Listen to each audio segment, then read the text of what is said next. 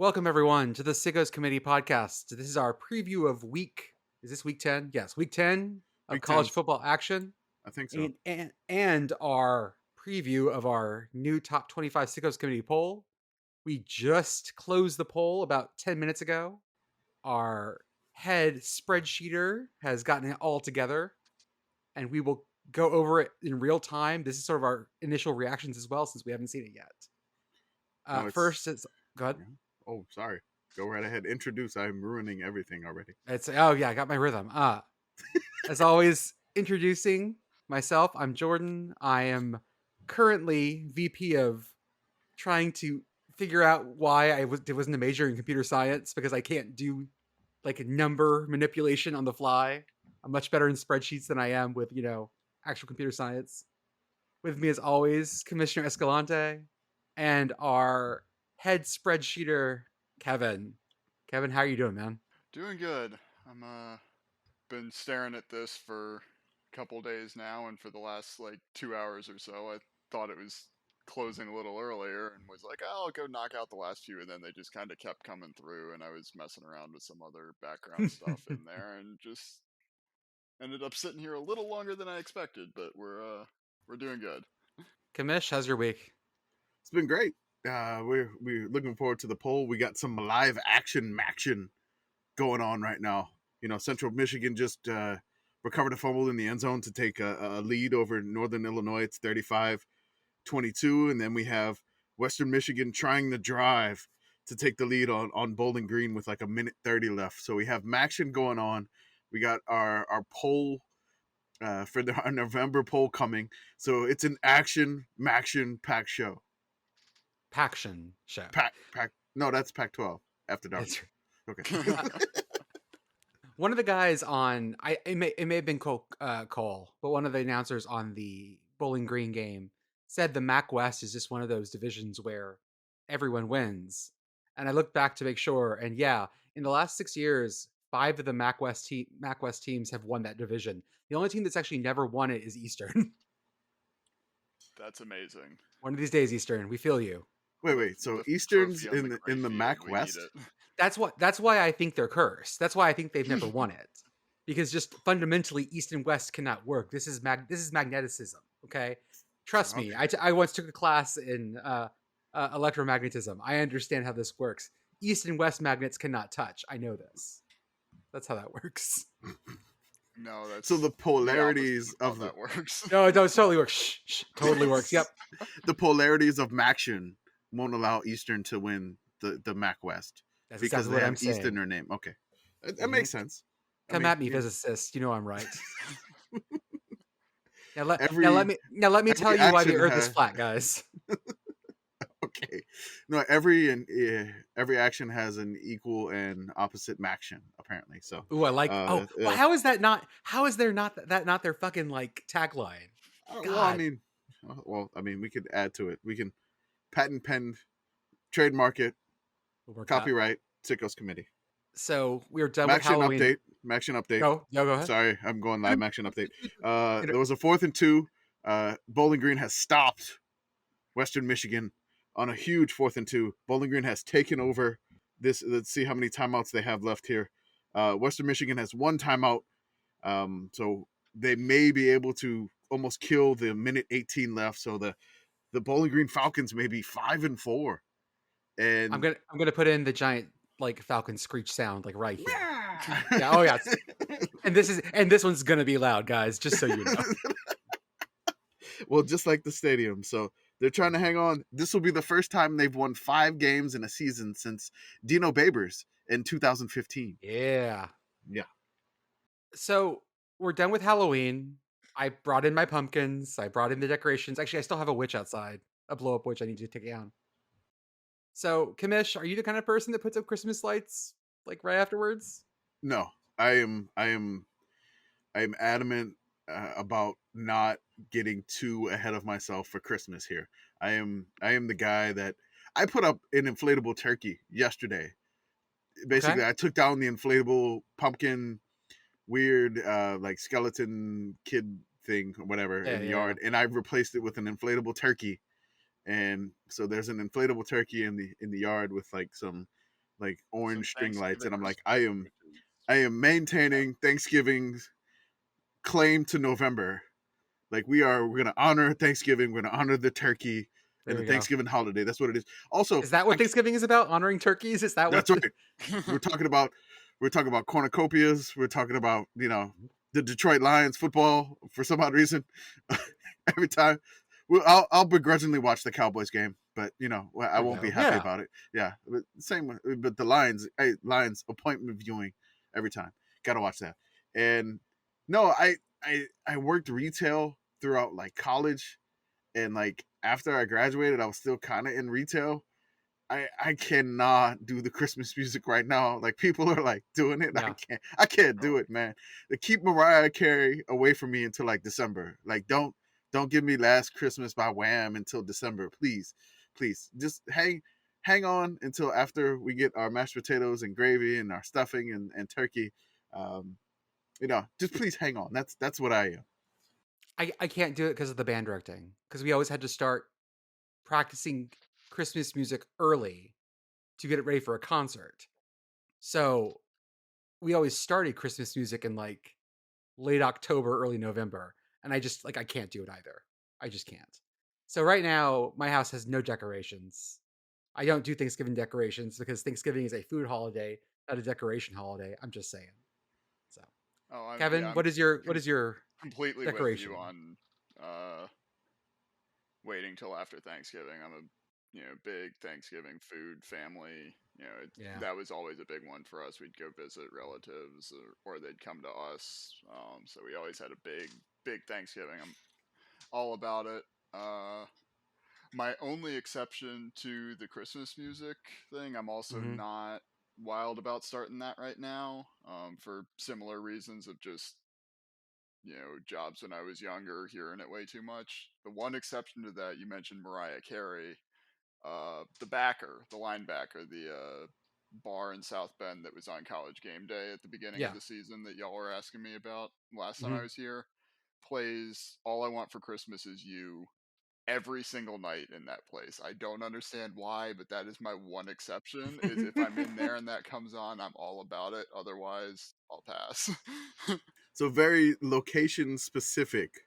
Location and mood and setting Okay. and all of it All right. specific. Yeah. Oh, I will. Definitely. Okay, I will allow for the soundtrack for Nightmare Before Christmas can be played anytime from October 1 to December 31st.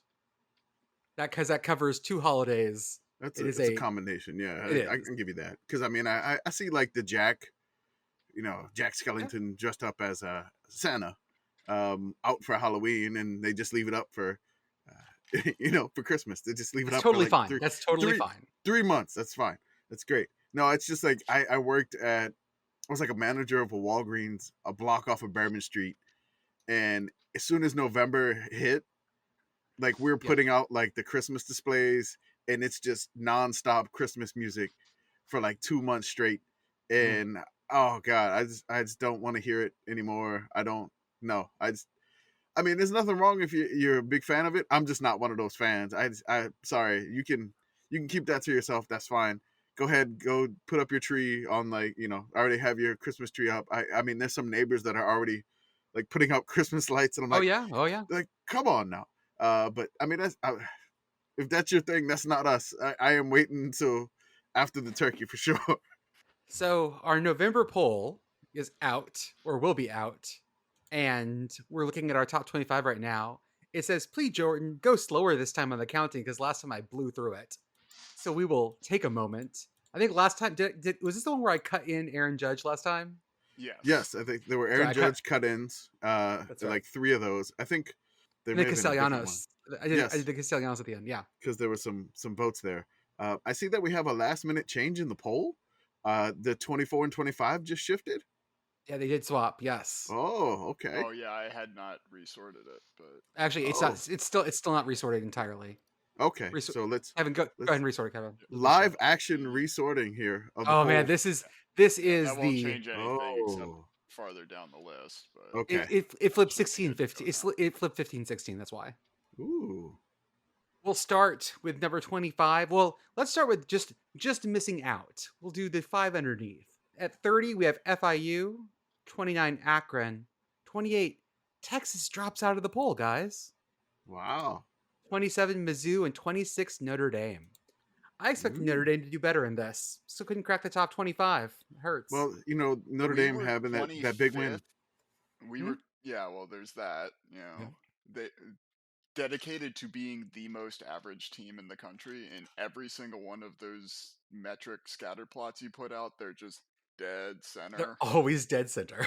It's just like we don't do anything interesting on either side of the ball, and I feel like our ranking reflects that. We were 25th until about 9:45 tonight, and there was a massive surge from Tulane that pushed us out. Whoa. The There was angry wave a- has rolled about on. 30th There was at a swell 9:45, from the and I'll angry let wave. Jordan tell you where they ended up. Okay. The bottom 5, we'll go 5 at a time. That seems like a good chunk. Yeah. 25 Georgia Tech, 24 Oklahoma, 23 Colorado State, 22 Virginia Tech, and 21 Oklahoma State. I think these are all feeling pretty good for me. Oklahoma, I might have a little higher personally, but that's because their tire fire earlier this year made me very happy, and I would love to see them be in that for a bit longer. But they have turned a corner. That braggadocious Texas fans coming out. He's mad that Oklahoma's ranked and Texas is not. In our Sickos poll. Exactly Like, right. You're kind of bitter about that. I love it. Bitter about everything.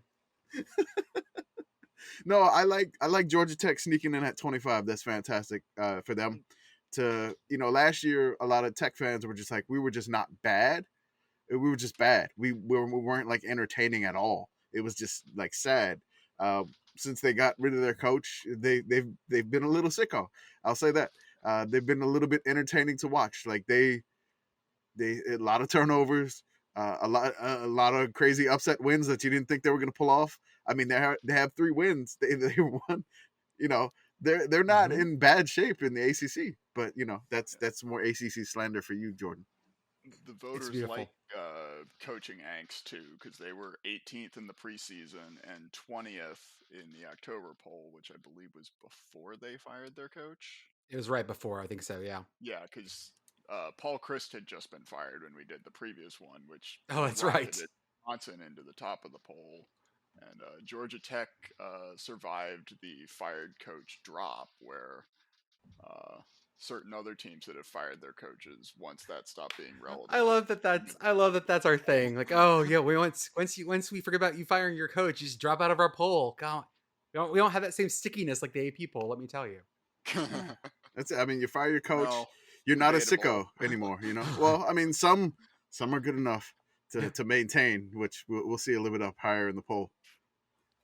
We got number 20 Rutgers, number 19 Tulane, 18 Illinois, 17 Syracuse, and 16 Iowa State.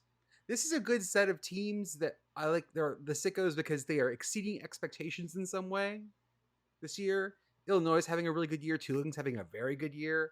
Then there's Iowa State, who is just stepping on every rake between here and the end of a game every single week. I mean, they feel like the Sideshow Bob team. Like when they played Iowa, it was just like they just kept tripping over themselves, and even though they won that game against Iowa, they keep tripping over themselves in every game in the Big 12. They haven't won a game in the Big 12 yet, which is still mathematically alive for bowl eligibility in the Big 12, which is fantastic, like everybody else. Yeah, Syracuse, we had that thing going with them. Is Syracuse good? They get off to a 6-0 start, and they've lost 2 in a row. So, I mean, Syracuse is there. Illinois, without a questionable call or no call or whatever against Indiana, they could be undefeated. They should be undefeated. Tulane, again, they dropped one to their rival after a big win, which is a natural letdown thing. Rutgers, again, 4-5. Are they 4-4? I think they're 4-4. Checking it. Oh, I forgot they lost to Minnesota 31-0 last week. Yeah, they're 4-4. Minnesota 4-4. Yeah, so Rutgers 4-4. Yeah, they got kind of steamrolled by the Gophers there because Ibrahim was back, and so was the quarterback Morgan. So yep. Then going on, we have 15 Boston College, 14 New Mexico State, 13 Virginia, 12 Kansas, and 11 Hawaii. So we've got a combination of teams that are having better than expecting years and teams that are are quickly declining. Boston College ends their 100-year winning streak against UConn, is how I'm saying it, I think. even though they only played 14 times, it's doesn't since matter. 1908. Doesn't matter. They never lost to UConn since 1908. That was what that was. That first meeting. Remember when Kansas beat Texas? Everyone was like, Texas beats Kansas since 1932. Well, yeah, they hadn't played for they skipped about 80 of those years in there. Whatever, same thing counts. Same thing.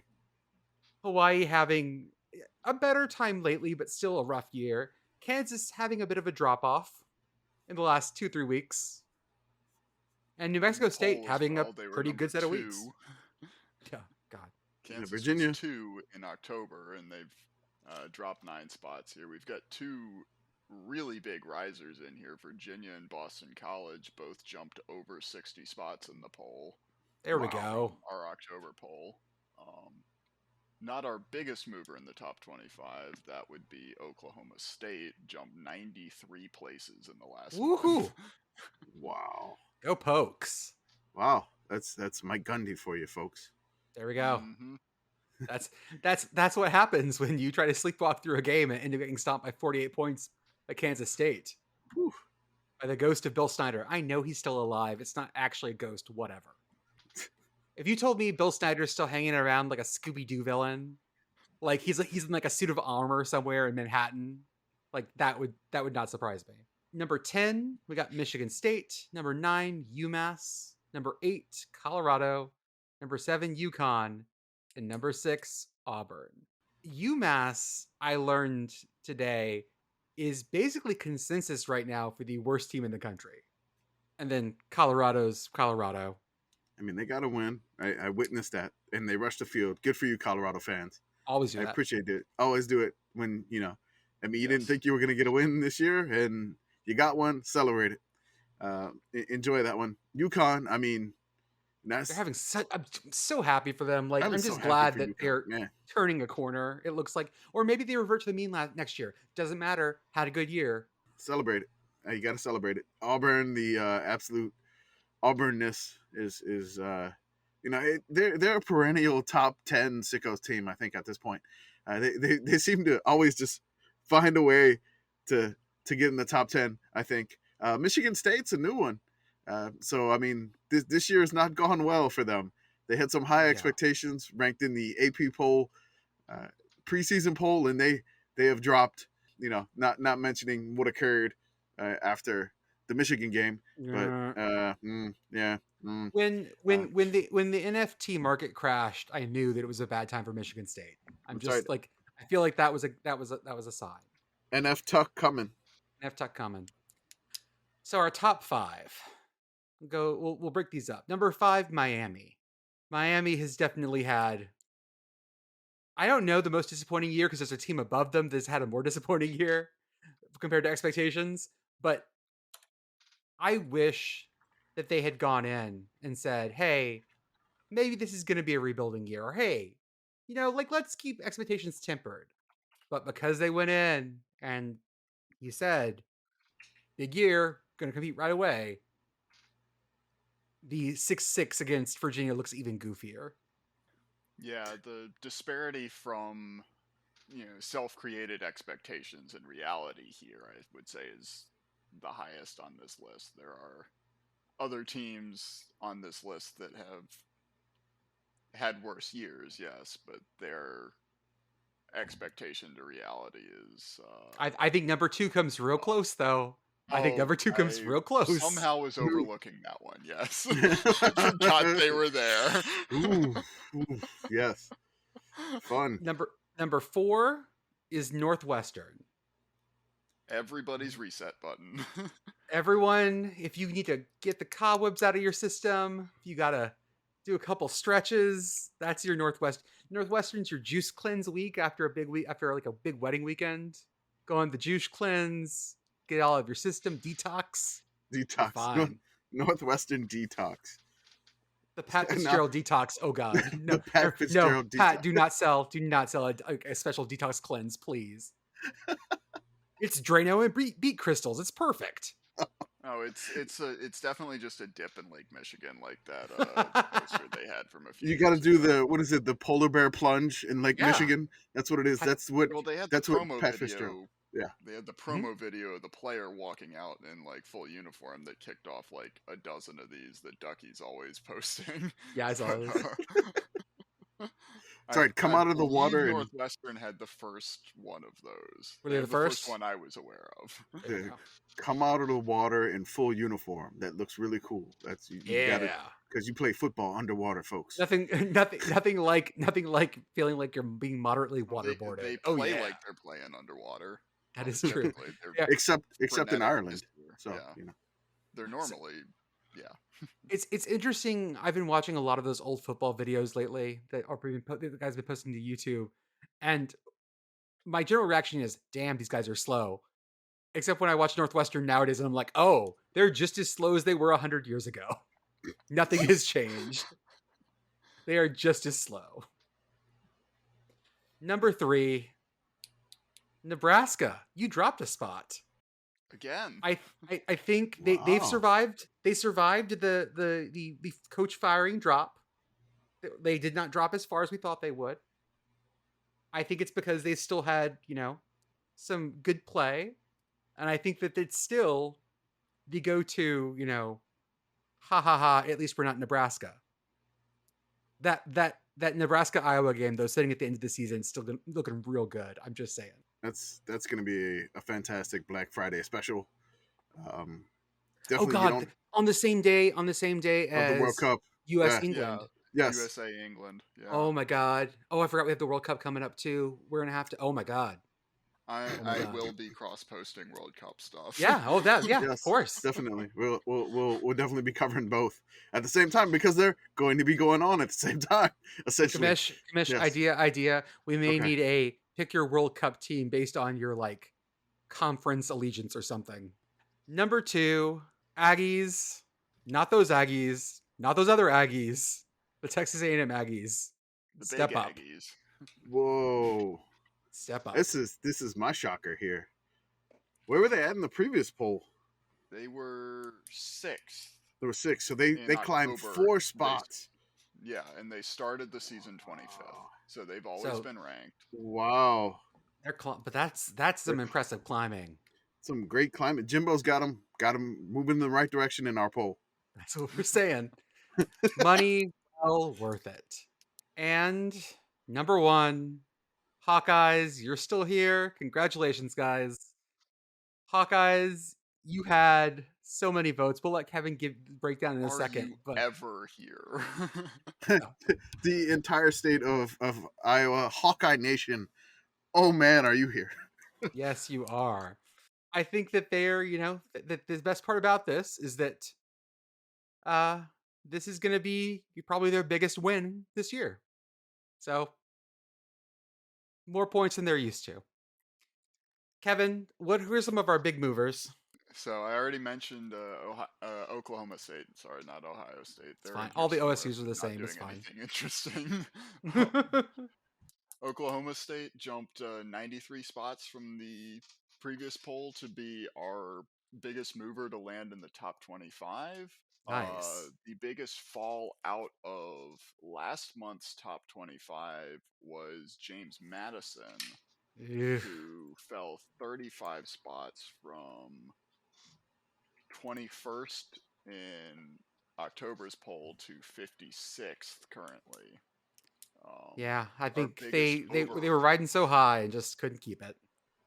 our biggest overall movers were an absolute moonshot from Kirk Cousins to go from 492nd to 95th.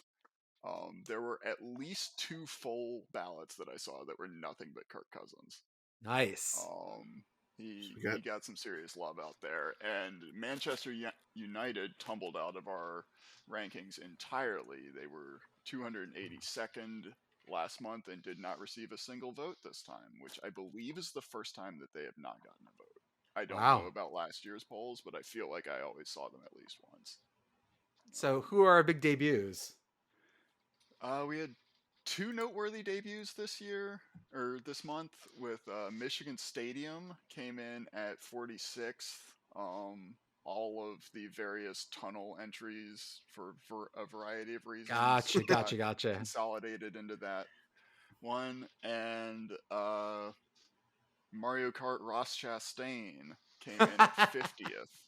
The I NASCAR was driver. Love it. really hoping he put in a late charge too. I was hoping he would pass Michigan Stadium, but it couldn't quite pull it off. Yeah, he put in a late charge. Damn right he did. As he does.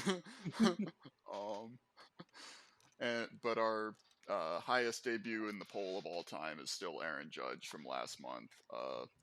As he does, he breaks records in October, apparently. We'll put a cut in for him here too. Oh yeah, put a cut in here.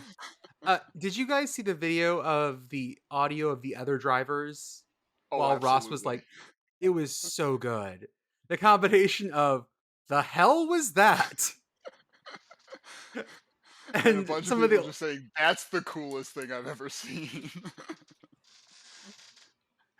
The best was when they told Ross, they were like, "You gotta get a couple of spots." He goes, "I gotta get him." They go, "You gotta get him." Okay, and you could hear him put his foot down and open it up, and just the car starts coming apart.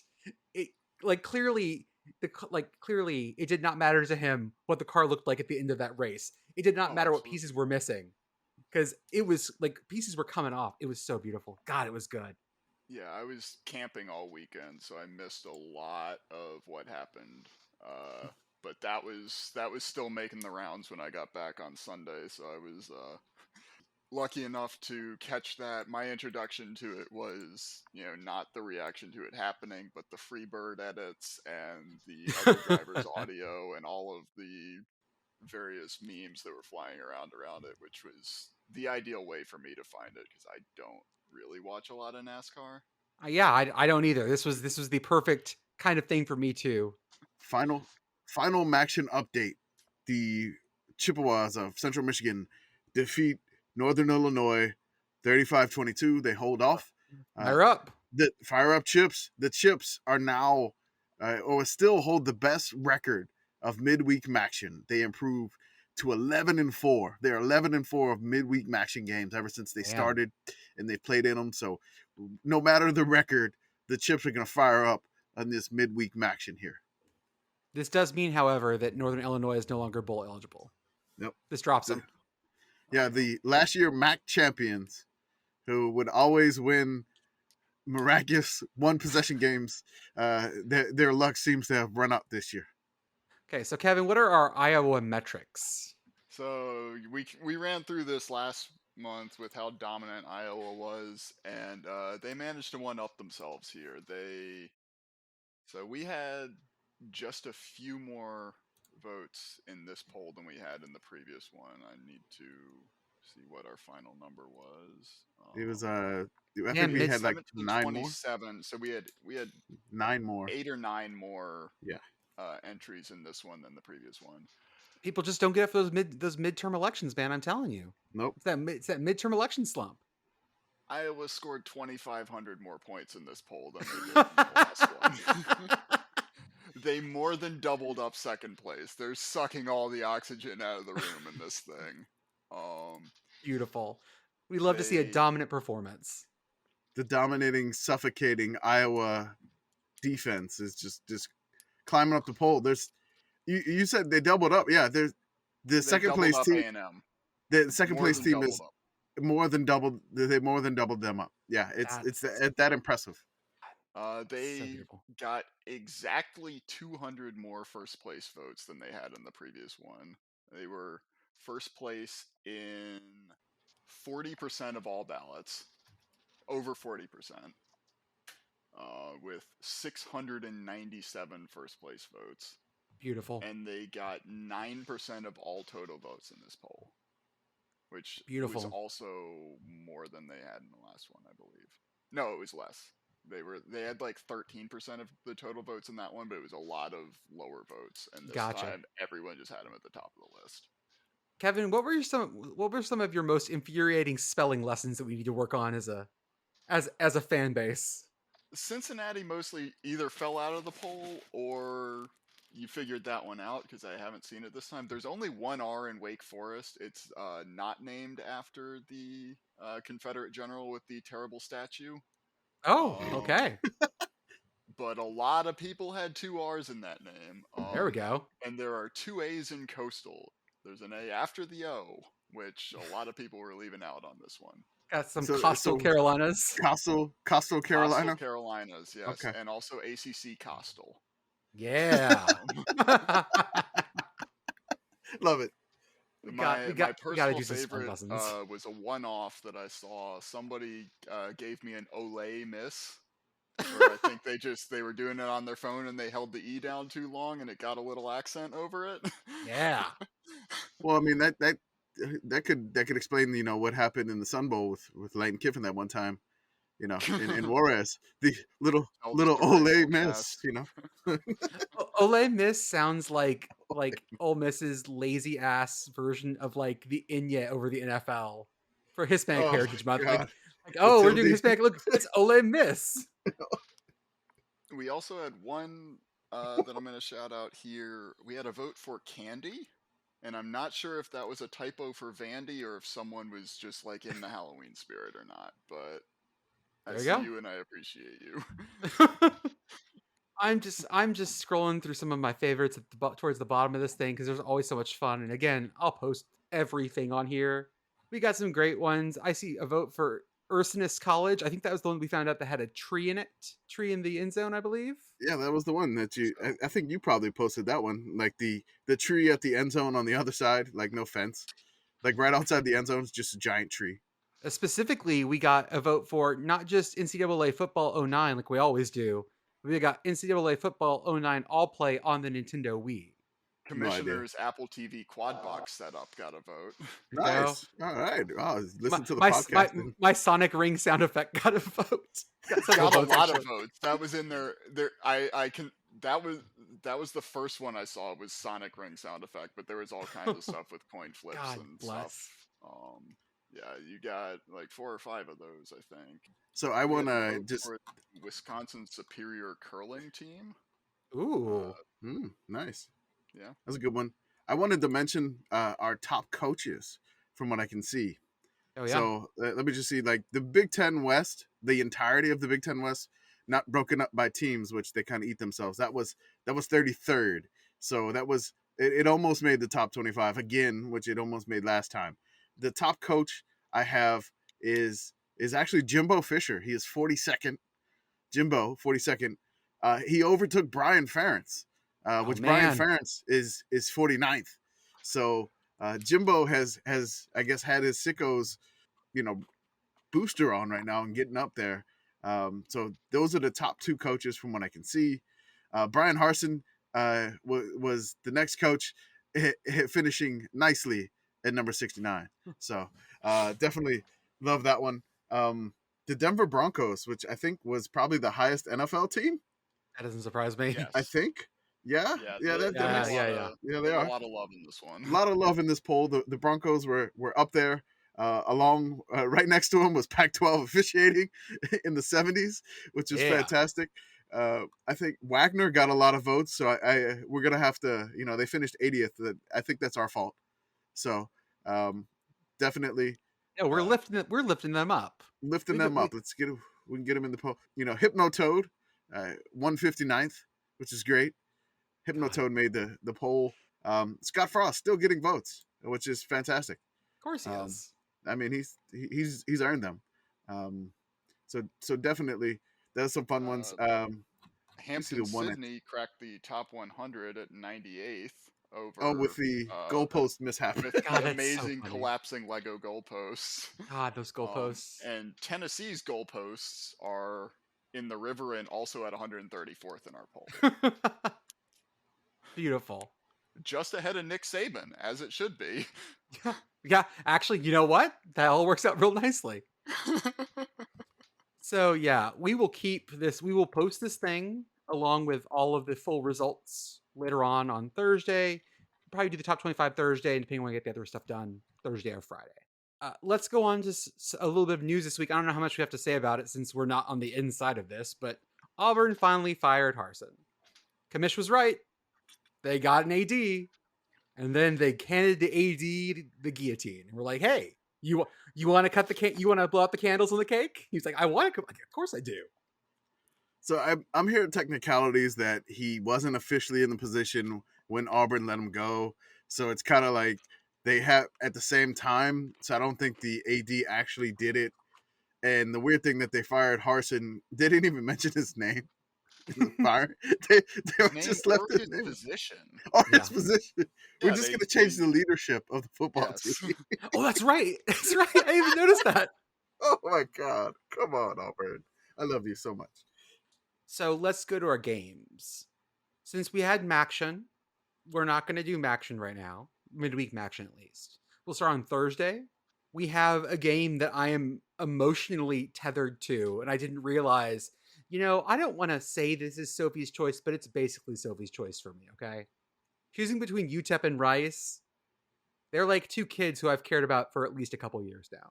And the team that loses this is probably going to be in a real bad position for a bowl. This is at 6 p.m. on the CBS Sports Network, like all good Conference USA action should be. I'm so torn here. So Rice is 4-4, and then Rice has 3 games left, which they will have an outside shot to make a bowl, but it's a tough road if they lose this one. UTEP desperately needs this one. UTEP needs this one a lot more because they only have like 2 games left after this because they're already 4-5. Yeah. So they need this win, and then if they can win the next week against FIU, they're bowl eligible. So if they can get this one, UTEP is bowl eligible. And their last game is UTSA, right? That's a huge yeah. So problem. that's why they need this one. UTEP definitely needs this one big time. With the Bowl Bound Express, I drove through El Paso this year. I got to see the Sun Bowl. I'm leaning more towards UTEP. I'm just gonna say that. I know you love Rice or whatever. It's gonna be a good one. It's gonna be a very Sickos game too because the bowl eligibility on it, and it's on a Thursday night, which is gonna be fantastic.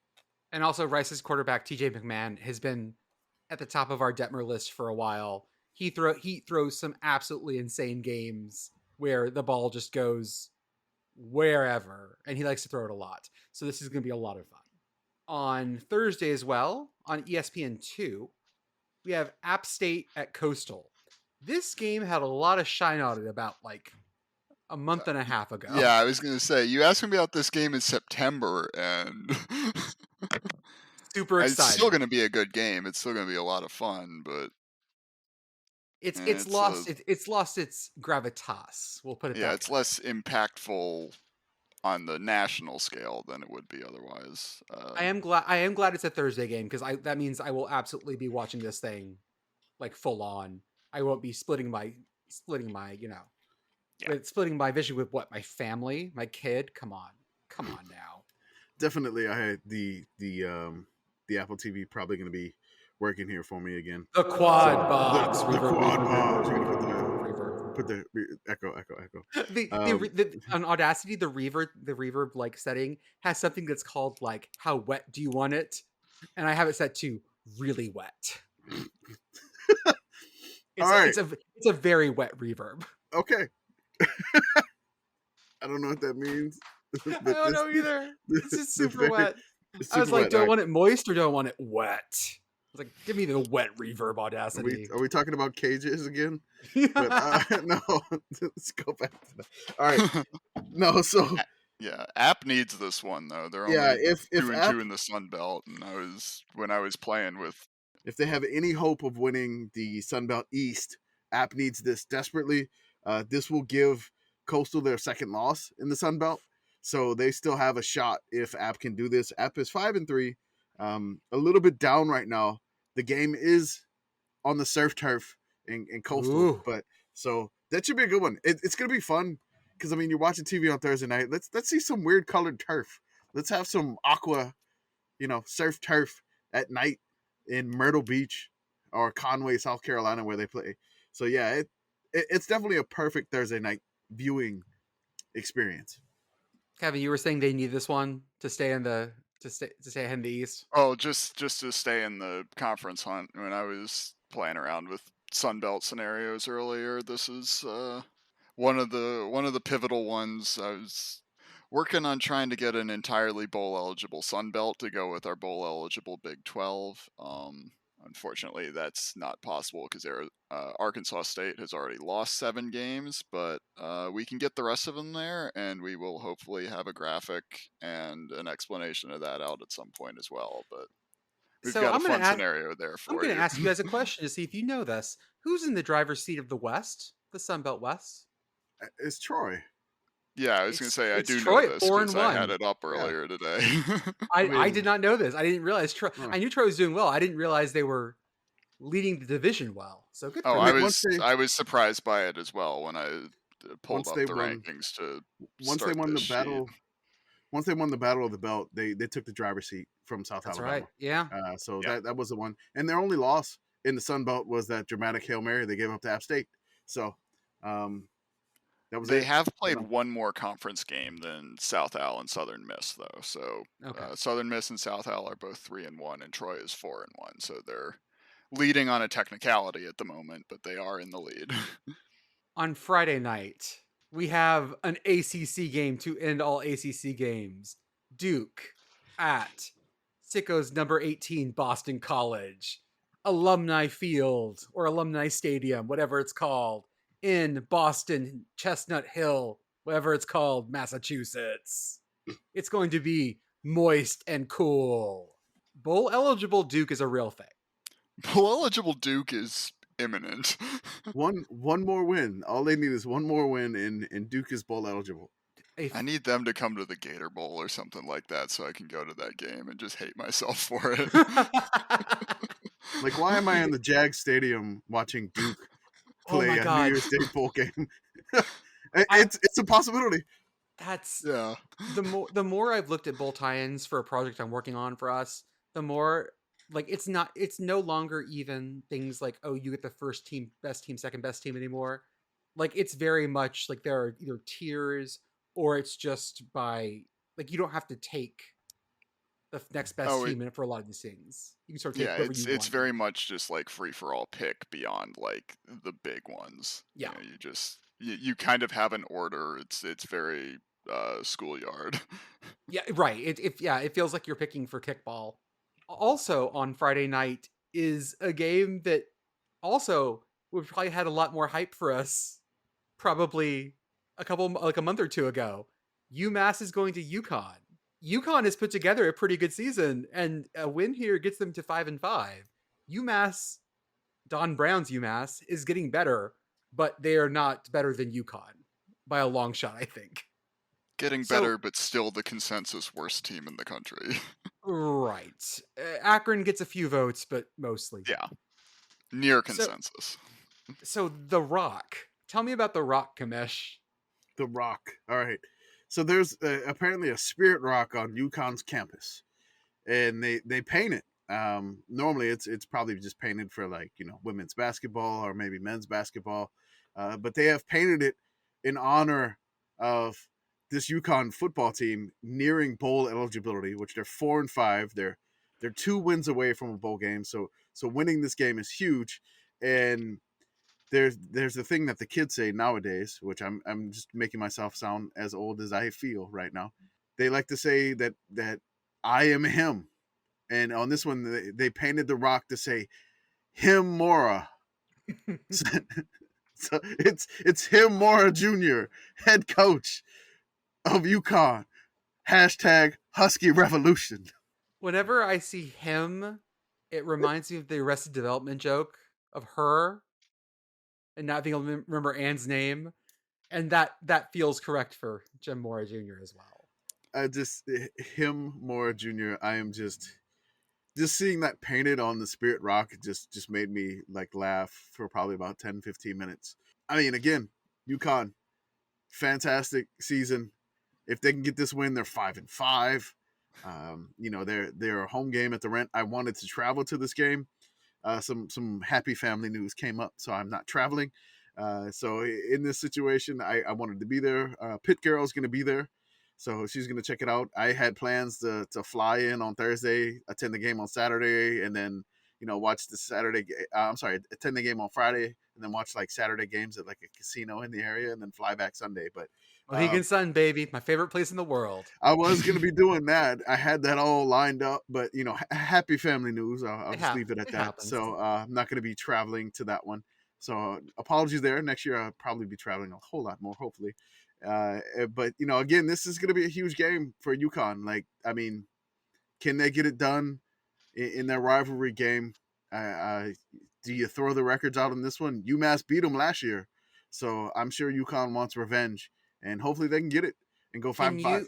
you find a sixth win in their next two games? Because it's Yes. at home against Liberty hmm and at Army. So Army's not that great this year. Yeah, Army's honestly. having a down year. They're having a down year. Winning that one. They can do it. Liberty, I don't know. I mean, like, Liberty's about to play somebody kind of tough this week, so maybe they get a little banged up. I don't know. But Liberty's playing this week. I think who they're playing. They're playing at Arkansas. So they're gonna have to face an SEC team. And then the week after that, Liberty has to go to the Rent. So they're playing. They have Liberty at home. Maybe they can pull it off there. They're going to be underdogs for sure. And then if UConn can do it, I mean, I think maybe they can pull it off. Army's 3-4 right now. Maybe. I mean, it's alive. It's a long shot. I know we talked about this on the podcast maybe a few weeks ago, and we thought it was a long shot, and then just to have it alive at this point in the season, it feels like a win for all the UConn fans. The top article on UConn's ESPN page right now is Bill C's bowl odds, and he has, which when I clicked on them, just made me laugh. I was just like, oh, everyone's on board with this, but he's got them at 24% to make a bowl right now. So That's definitely, it's not insignificant. It's better odds than Iowa State at the moment.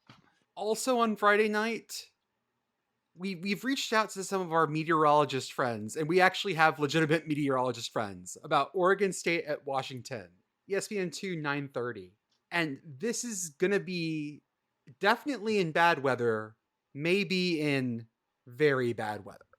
So this is like when we did the Sickos committee weather forecast for the games, the Sickoness. Yeah.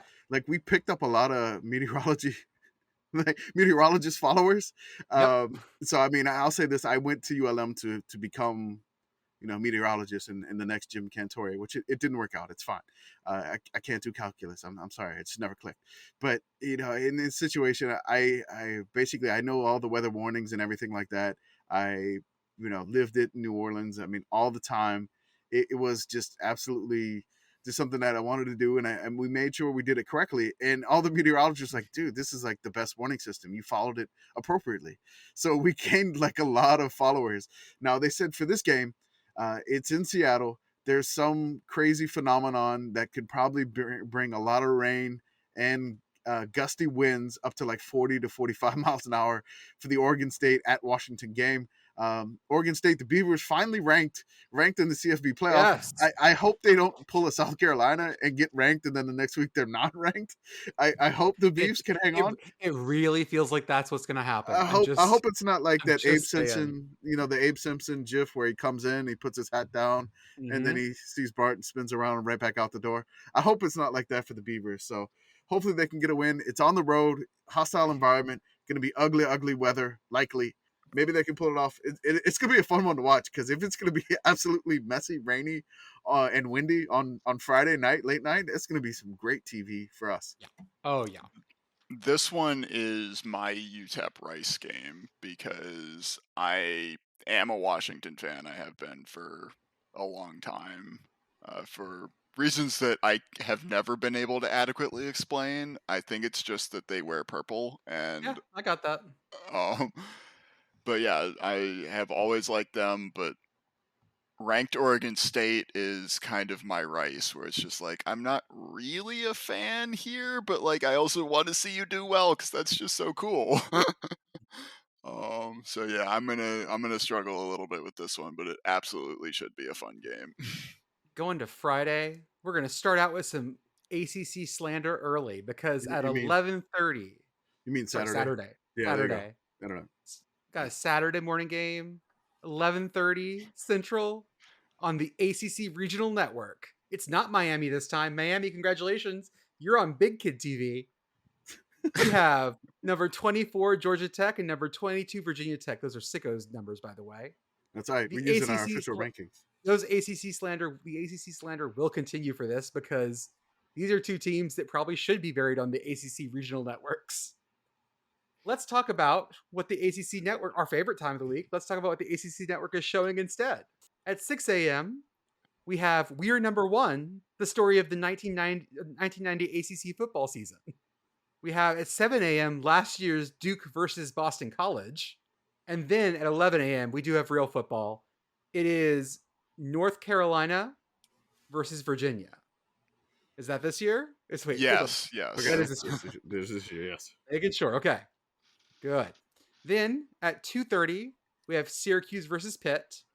And then at 7 p.m., Wake Forest versus North Carolina State. So a pretty good schedule this week for the ACC network. And they have real football on as opposed to just nothing. So good for them. My only question for this game is this going to be the ACC game with 8 turnovers this week? One team with 8 turnovers, because we've had it 2 in a row. Can we make it a third week in a row that one ACC team turns the ball over 8 times in one game? Nope, because I know where that game's going to be. Hi, Katie. Okay. Oh no. I was about to say this one feels like the best opportunity for me, but Jordan has his game picked out. So Miami I'll Gardens, take this one. Miami Gardens, baby. Miami Gardens on Big Kid TV. That's why it has to be that one. Because that one's going to be in front of so many people. It's on real ABC. It's 6:30 in like the main spot. Why is that a big ABC game? The only thing against it is Clemson Notre Dame on NBC. It's 2 names. It's the helmets. It's helmet game. And so people are going to watch this, and they're going to watch one team give up 8 turnovers. And I don't think it's Miami's turn again. I don't know. It'd be crazy if that happened. Okay, that's the one that you predict. Florida State at number 5, Sickos number 5, Miami. Let's just go there right now. Might as well. Let's skip around on that. Yeah. So Florida State at Sickos number 5, Miami. This is at 6:30 p.m. Like I said, on big ABC in Miami. It's gonna be bad. My question is, how close are they gonna have to cut the crowd shots? Oh no, they'll have a good crowd for that. And I guess Florida State travels, so they'll have a good crowd. It's a rivalry game. They'll have a good crowd for that one for sure. This is the War Canoe.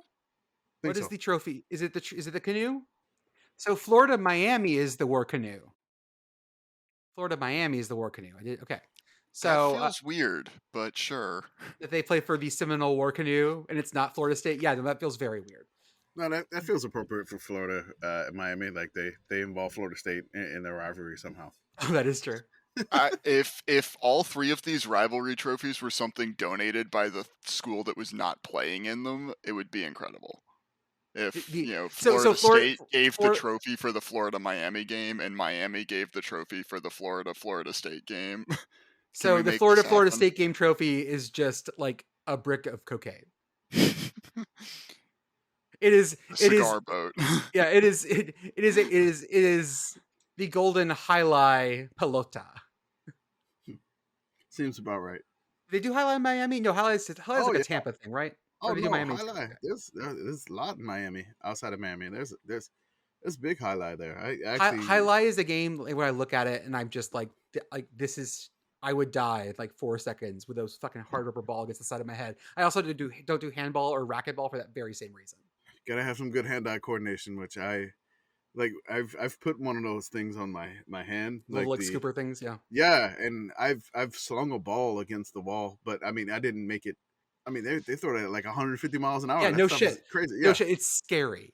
Yeah, it's fun to watch, but like there's no like when I went when I was much younger, there was like no net for the crowd, which is very terrifying. It's very terrifying. You're like 3 or 4 rows back, and like you're pretty close to the action. You're like, if they throw it wrong, they're coming to the crowd with that giant rubber ball. It's I'm crazy. going to say something about this Florida State Miami game. I'm going to make a bet right here. I'm going to say it out loud. So the largest victory in this series has been 47-0, and it's happened twice. Miami has won the game 47-0 once, and Florida State has won the game 47-0 once. I think Florida State breaks that number. I think they win by more than 47. With Well, 8 turnovers? I think Miami's that. See that's hurting my other one. But Okay. actually, I think this bet Competing is. predictions. I think bets this bet is here. more realistic. This is Okay. hedging. This is hedging both sides of it. Okay. I think that they actually beat Miami by more than 47. Really? I do. Okay. I got Miami winning this one, but that's the Oh, Homer Canes in really? me. Really? Yeah. Mm-hmm. Okay. I don't know why. I do. I just do. I don't know why. I just do. Is this your weird feeling of the week? Or we're gonna throw this on your weird feeling pile? Yeah, throw it on the wheel feeling pile. I think the Canes win by a field goal, and I say maybe like 20, 27, 24. What's the actual spread? Florida State's favored by 7.5. So less than 47 is what you're saying. So I'm a Yes. little. So you're saying I'm a little above the spread. Okay. Yeah, got it. I don't know why. I just have some feeling that Miami will be up for this game. I think Van Dyke will be back. I don't know. That will be the big thing of it. Like that's a if huge part of it. he's ready to go, I think Miami's got it. I don't know. I don't know why. Like I can't explain it, but it's a rivalry game where these two teams just.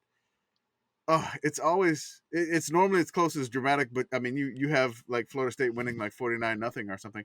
Oh yeah, I do. It's crazy. Okay, that's your weird premonition. There we go. I think I've got a lot of friends that went to Miami too, so I'll take them in this one. Sorry, Katie. We have a game on here that the only thing on the show notes is just yikes. South Florida is going to Temple. It is 1 p.m. No, I'm looking at the. It's at Temple. Yeah, it's at Temple. I thought it was in Tampa. Oh. No, it's South in Florida. Philly. South Florida at Temple. Oh my God! Yeah, it is. In the Big week for Philly sports. In the lake. There. By the way, guys, wait, is Philly winning right now? Is Philly up? Top of the ninth, Astros up 5-0 right now. God damn! Because there was a chance that on Thursday night the Phillies win the World Series while the Eagles are playing a home game in Philly. Like there was a chance that was all going to happen, and Philly might have actually burned itself down on Thursday. And I'm not sure where Temple would have played this game. It actually might have been in Tampa at that point. This is at 1 p.m. Drive down to Baltimore or something. Yeah, this is an American game that is on ESPN Plus only. Okay, that doesn't happen very often to the American. Somebody's gonna get their first conference win. They're both 0-4 in conference. You're sounding so positive. Thank you. Thank you for throwing in something positive about this. Yeah, this one. I'm trying to find something here. So, Kurt Warner's son, the quarterback for Temple, he's a Detmer darling. Is it AJ Warner, right? Yeah. Is his name? Okay. I think so. So he's a Detmer darling. I don't know what to expect out of South Florida. They were 1-7. Their coach is still their coach. There's a lot of South Florida fans that thought they should have been in the top 25 in the rankings, which I guess they didn't get enough attention for that. That's the worst. I think that's the worst part is they're not bad enough to. Yeah. They're not. Came in at 40th. They got a lot of votes, but 40th is not nothing, but it's definitely that's gonna be a game that probably nobody's gonna be paying attention to, which that's where we come in. We're definitely gonna be watching that one. So I know I'm just putting the show notes just yikes, but I don't know what's gonna happen here, and I gotta see. It's one of those you see an auto accident on the other side of the road and all traffic slowing down and you're like, come on, just go. Get out of the way. Let's go. Let's get traffic moving. But when it's your turn to see the accident, of course, you got to slow down and look at it. And that's what I feel like this game is. Also, on Saturday, we have the jilted AD Bowl on ESPN2. Auburn at Mississippi State. Number 6 Sickos Auburn at Mississippi State. Mississippi AD just left. And guess what? He's going back to Starkville. He just left. This is the timing of this is ridiculous. So the timing of the AD, the former Mississippi State AD, I think it's Jeff Cohen. He's moving to Auburn, and the news breaks in the middle of the Auburn game last week, which is again, don't look at us. playing football. We got Yep. a new AD, but that's the news. It wasn't official until Monday. Harsin gets let go, but then Auburn's first game is now back at Starkville, where he just left. Like he just left on Monday, and then Sunday he's going right back as the AD. Like there, like I mean, what kind of reception is he gonna get? Which is it's just I know it's not necessarily the teams here, but like that situation, and then Auburn fired their coach. This one is kind of up there on the Sickos rankings for us personally because like this is just some weird, messy It's a SEC very drama here. bizarre scenario. Shout out, by the way, to Cadillac Williams, who's Auburn's interim coach, and that's awesome. I'm glad they gave him a chance. Yeah, let's see what they can do. Do they get the interim coach bump of 2022 that almost every team? I think they do. You think like, so? I think so. I think they beat I think they beat Mississippi State in Starkville. I think so. Wow. Should be a good one. I have no strong feelings one way or another. So I am neutral on this game. I just want to watch. If you like your football Big Ten, I got another one for you. Sickos #1 Iowa at Purdue, 11 a.m. on Fox Sports 1. This is going to be a weird game. I couldn't tell you what's going to happen. I feel like Purdue wins this, but that means Purdue loses, so I don't know. I honestly don't. I don't have any idea what to expect in this game. I don't know. Purdue seems to have like a quick strike capability offense wise. Purdue basically ruined the Iowa season last year. Like Iowa was number 2 undefeated 6-0, and they went to Iowa City and like just basically just beat them up. Like their wide receiver was just all over them. I think it was David Bell was the wide receiver, I believe. Yes. Right. And then now they have a wide receiver that left Iowa to go to Purdue. I think it's Charlie Jones. I believe that's his name. So he left that offense to go to the Purdue offense. So there may be there's a little spiciness to this one. It's a little weirdness. And then it's Big Ten West. You can't really predict anything. You kind of think you can, but I just feel like it's West Lafayette. It's in the middle of the day. Iowa's got a great defense. Great special teams. Purdue has a good offense. I mean, relatively weak secondary wise. Yeah. Like they give up big plays, but like Iowa doesn't really take shots down the field. So then we have a Sunbelt game that we're actually very excited about because this starts ULM's march to bowl eligibility, maybe kind of. So ULM's 2-6. If they're to make it to 6-6, they need to win their next 4. So this one, it's Texas State at ULM. So they're in Malone Stadium, in Monroe, baby. But they need to win this one. And they've been close in a couple, and they've lost by like a touchdown. The Army game, they just got ran over. They had a bye to get healthy, hopefully heal up. This is a coin flip game. You can put the sound in if you want. It's like 50 there. The voters love the sound. The voters love the sound. It made it on the poll. So definitely put it there. ULM needs to win this game to get to 3-6. They have 3 more after that if they can get this one. And long shot for bowl eligibility. Technically still mathematically alive to win the Sun Belt West somehow and make a bowl, I think. I think that's what Kevin has stated. Texas State and ULM, they play very close games. They are both the bottom dwellers, the cellar dwellers of the Sun Belt West. In this case, there's only one team lower than them this year, which is Arkansas State, which is very strange. Which ULM still can't shake that off their backs. They cannot beat. Arkansas State has 1 conference win, and it was against ULM, of course. Like 13 years. Again, if Butch Jones probably lost that to ULM, they probably would have fired him. Honestly, yeah, for sure. I really think, that's the Arkansas State like harbinger. Like you lost to ULM, you're fired. So I got a bet for you on this one. Okay, I got a bet for you. Okay. If ULM wins next season, Schlitterbahn's open. We go down there, and you go on the biggest, tallest slide they have. All right. If they win this one. They win this one? Deal. Yeah. Which the one in New Braunfels? Yeah, the one in New Braunfels. Because that's San Marcos, basically. That's in my mind. That's San Marcos, basically. It's close enough. It's basically they're right next to each other, really, honestly. So we'll head down to Schlitterbahn, and we'll put you on one of those big drop slides. Okay, I'll hopefully survive that. Fine. I've done those before, so hopefully the bathing suit survives. I'll just say that. I'll have a camera at the That's the bottom. real If it concern. does, No, if it no, no, doesn't, no, no, I got the no, camera no, at the no. bottom. And if it doesn't, you know what? Now that Elon's adding No. money for videos, pay an Okay. extra $5 and you get to see Kamish. Yeah. Pay $10 and I won't let you see Kamish. There we go. Love it. Thank you. No problem. So I'm here to help. Then we have Syracuse at Pitt. This is at 2:30 on the ACC network. This is a game that I'm actually probably more excited about than a lot of people are because this is a very set of contrast in styles, let's put it that way. Syracuse offense is high flying, lots of fun. Pitt offense is a brick against your head. And I'm not sure who wins this. I think Syracuse does. I think Syracuse is proven to be the better team. It's at Pitt. I mean, really, they don't seem to play each other much. I think they're in different like divisions in the ACC, I believe. I And said this last time. Don't ask me about ACC divisions. Yeah, I got sure. I'm glad they're no, going no. away. I've never kept them straight.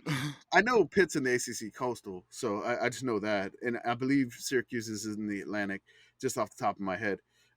Checking the standings, and Yes, I am they're correct. second in the Atlantic I am currently. correct. Yes, you're Correct. right. I am correct. Yes. So I feel like I remember that there was this one game between these two. It was like 76-61. It was at Pitt. Oh, I do Like, remember Pitt, that. That game yeah. ruled. So that game was fantastic. I don't think that's gonna happen, but if it does, can Syracuse stop Izzy? Abenawanakanda, I believe I said that wrong again. I think you got that right. Okay, maybe I got it right. Who knows? Pitt fans will let me know otherwise in the mentions. Blue will let you know. This is going to be fun. And then I have to ask the question: will this be the ACC game with 8 turnovers this week? I know you said Florida State. I don't see it. You know? I don't see it in this one. Okay. By the way, Pitt and Syracuse have played every year since 1955. Okay, so they play every year. It's like the cross. Well, they're I not too far away from each other. No, they played every year since 1955. Most of that was Big East, but since they joined the ACC, yeah, they've played every year too. So Pitt over the last 20 years of this rivalry has won 17 of those times. So it has not been good for Syracuse. Syracuse's last win was 2017. If Pitt scores over 60 points, Pat Narduzzi is just going to have a stroke. Yeah. Either that or they scored 60 points because he had a stroke at halftime and they scored 40 in the second half because someone who's willing to play offense or call offense came into the game. Speaking of having absolutely no offense, 2:30 on the Pac-12 network, Washington State goes to the farm. Stanford. The tree is suspended. Hashtag free the tree. Hashtag free the tree. Hashtag free the fucking tree. God. I read an article on that, and that gets kind of like really in depth with the administration and the issues with the band and the mascot. And I thought it was just there. Oh man, that's something that's a little bit way over our heads. So I don't want to get too far into it. I thought it was, when you scratch the surface of like Stanford hates fun sign. Right. You seem like it's harmless, but oh god, yeah, you read that article, it's just a little bit more intense. That's going on, which doesn't seem to be a great situation. So hopefully that works out. This one, Wazoo's fun. Wazoo's got a good defense. They have a fun quarterback. I mean, Cam Ward from Incarnate Word last year. Just basically he will throw from weird arm angles. He'll run all over the place. They almost pulled off a win against Utah last week, which I think they I'm not going to say they should have won, but they had chances to win it. Mm-hmm. I'll say that they kept it close. They made me stay up later than I wanted to, but I appreciate that. It was worth it. It was a great game. Stanford. Again, do you know who's not fun? I mean, their field goal kicker is good. Fucking Stanford's not fun because Stanford. Well, I mean, they hate fun. So God, they limp along. I'm gonna guess 12 points, 4 field goals. So that's what I had in the notes. I was like, over under how many Stanford field goals are made in this game. So you say 4. So I said I'll set the over under at 3.5. Okay, so you go with 4. I'll go over. Yeah. Okay. That's a good over under there. I like that one. I'm good at that. I'm gonna go 3. I think they get a touchdown and 3 field goals, and it's 16 points. That's where they land. 3 is speaking to me too, so I'll take that. There you go. Okay. That's a good bet. I'm glad it's on the Pac-12 network. I will figure out what country I'm going to be from this time, what micronation. Get a little more creative this You just time. like Eastern Bloc countries, right? Let me tell you. Just What I'm anywhere in the doing, Balkans.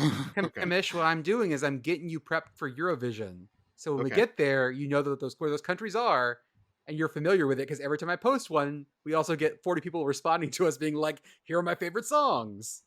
Yeah, I still don't know what this is, so It's I'm great. still I'm gonna go excited blind. for Kamish's Okay, Eurovision I have. experience. Okay, When we do, let's do it. we're going through my can't wait to go through my top 5 Moldovan bands of all time. Yeah.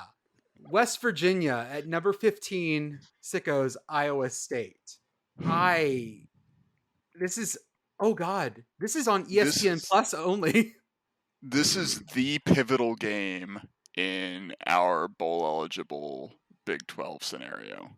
Ooh. It can go either way, but the loser of this game is going to need 2 big upsets of the current top 3 in that conference to make a bowl, and the loser will only need one of those games. But yeah, that scenario is getting difficult, but it's still alive, and this game is pretty vital to that one.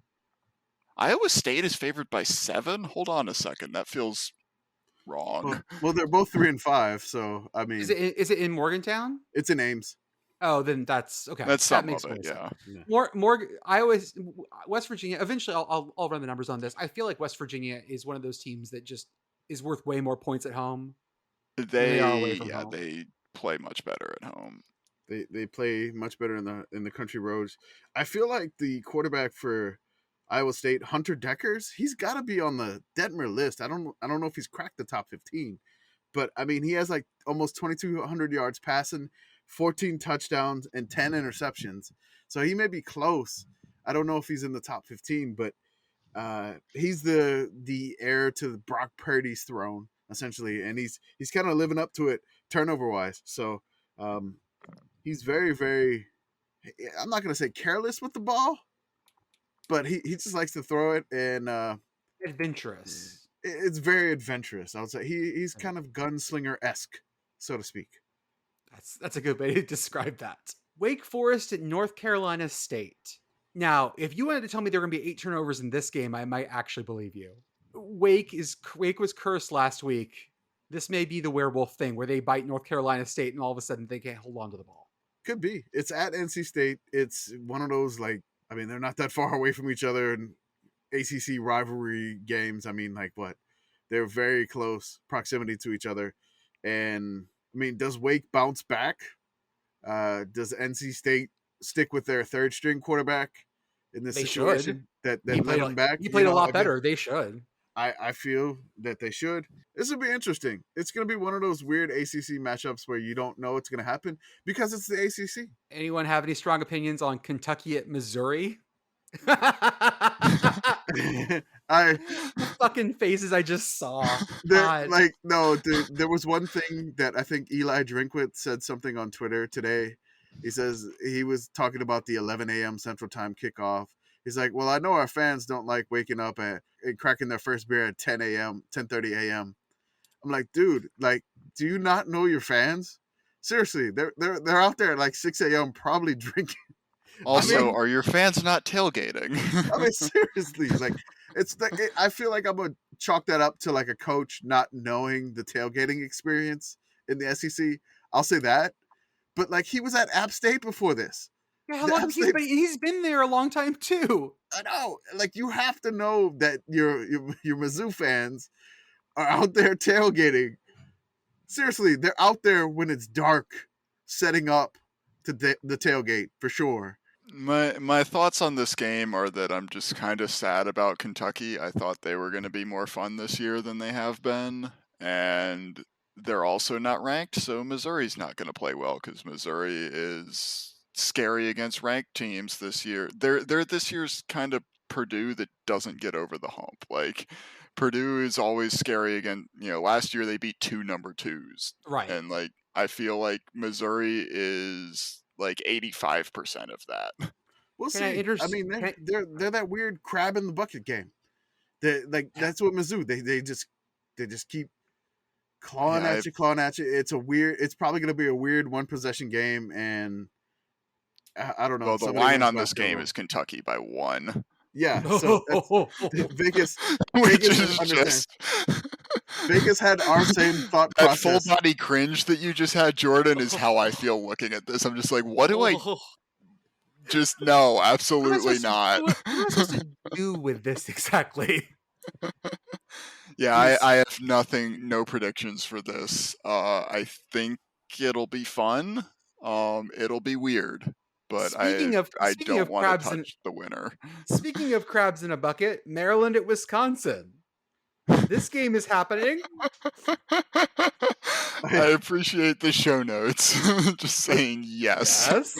Question Yeah. mark. Oh God. Like I put this in the show notes, and I was like, yes, like, like This game's happening. Sure. Like, this game is happening. Let's go. I love this time of year because of games like this. Because this week, what are we thinking about? We're thinking about what's the lamestream media covering? The lamestream media is covering Tennessee, Georgia, LSU, Alabama. What are they going to forget? Maryland, Wisconsin. That's where we come in. That's where we're coming in. And our response is, ugh. It's on Big Ten Network. I fully did not realize that Maryland was 6-2. Like, yeah, they're like very, very quietly having a good season. They didn't September Maryland this thing. No. They lost a close one to Purdue and lost to Michigan by a touchdown. Like, okay. And they're going to drop at least 3 in November, mark my words. They're receiving AP poll votes right now, like significant AP poll votes. They're third in others receiving votes at the moment, which the fuck is wrong with you, AP voters? They're going to just crater because people are looking at them now. No, I want them to do well. Like, I think like ranked Maryland in November would be spectacular for us in particular. I want this to happen. The back end of that schedule is gross. That's why I said they're going to drop 3 in November. Watch it. If they can win this one, they'll get to 7-2. Are they losing this one or Rutgers, Jordan? Because the two in between, I'll give you. They're losing this one. They'll probably beat Rutgers. I appreciate that Maryland Rutgers the last week of the season, because for whatever reason that ended up being a rivalry week game, is not going to be a bowl eligibility bowl for like that's always right. Like 5-6 coming into it, and somebody's playing to get bowl eligible, and Maryland's already there, and Rutgers is 4-4, so they might be both bowl eligible going into that game, and I really don't know what to think about that. I don't think Rutgers will be. I just pulled up the rest of Rutgers' schedule. They're going to need that game. They're going to need that game. Oof. So Michigan is playing one to get there because they'll beat Michigan State. They should. It's on the road at Michigan State, so who knows? That's true. Yeah. So Rutgers is welcoming Michigan to Piscataway this week, so they may be on the watch list just because the margin of victory, I think, or just watching like how bad it gets, or if Rutgers can keep it close for longer than we expect. So. There's going to be so much anxiety on the internet if that game is close in the fourth quarter. Great. Can I interest anyone? North Carolina at number 13 Sickos, Virginia. I think this is one where North Carolina, the interesting number will be how much can North Carolina score, and can they stop Virginia from scoring immediately afterwards very quickly? So if they can disrupt the back and forth, North Carolina will win fine. But if this turns into a foot race, it will be more difficult. Virginia, coming off a game where they scored 12, they lost 14-12. Yeah. North Carolina is favored by 7.5 in this game. So Vegas also does not know what to do with this. The numbers here just don't make sense to me. North Carolina has been that team all season that like your offense can figure some things out against, and maybe that works for Virginia too. This is my game. But this is my game that has 8 turnovers. This is yours. This is the one. Okay, I can see that. Okay. Yeah, I don't know if it's North Carolina turning the ball over, that many times, which I could see, or Virginia turning the ball over that many times, which I could definitely see. So this is the one. That feels bad. This is the this is definitely the one. It's the sleepy 11 a.m. game, which Virginia just played. Oh no, those stupid ACC 11 a.m. games. God damn it. They're always so stupid.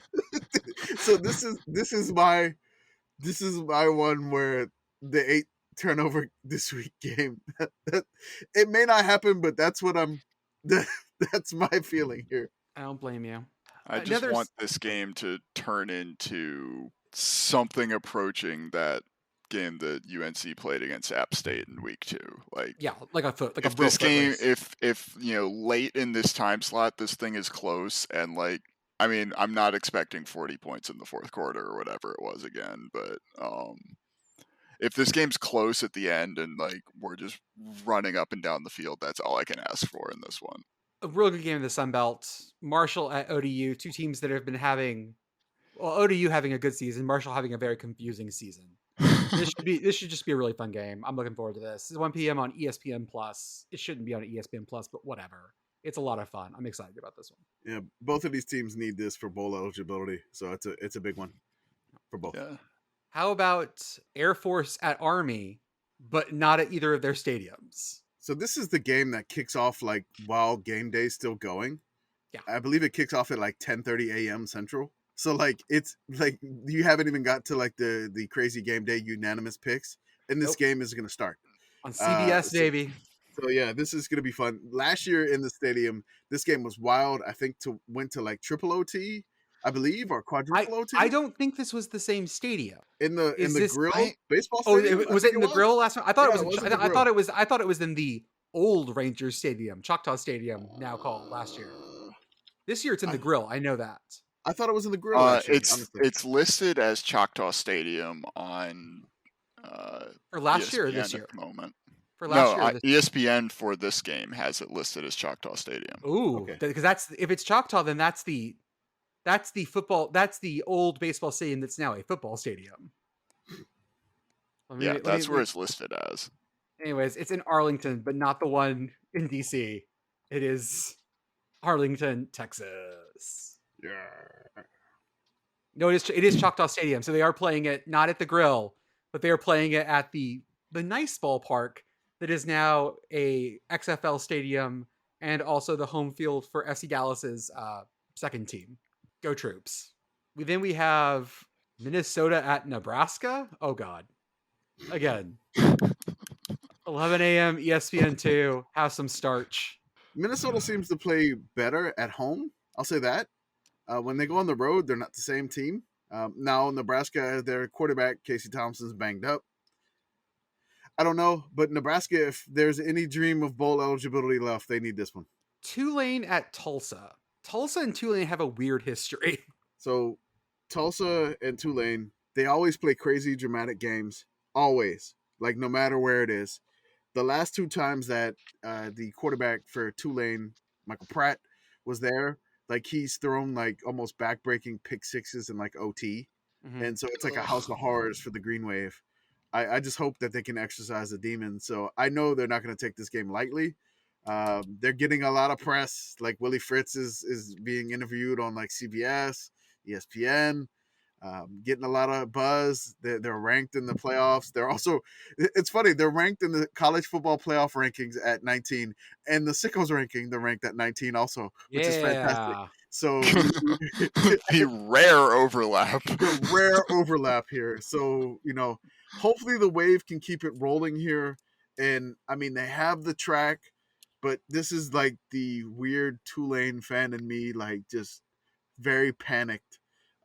In the back of my mind, like, hoping the Green Wave can pull it out.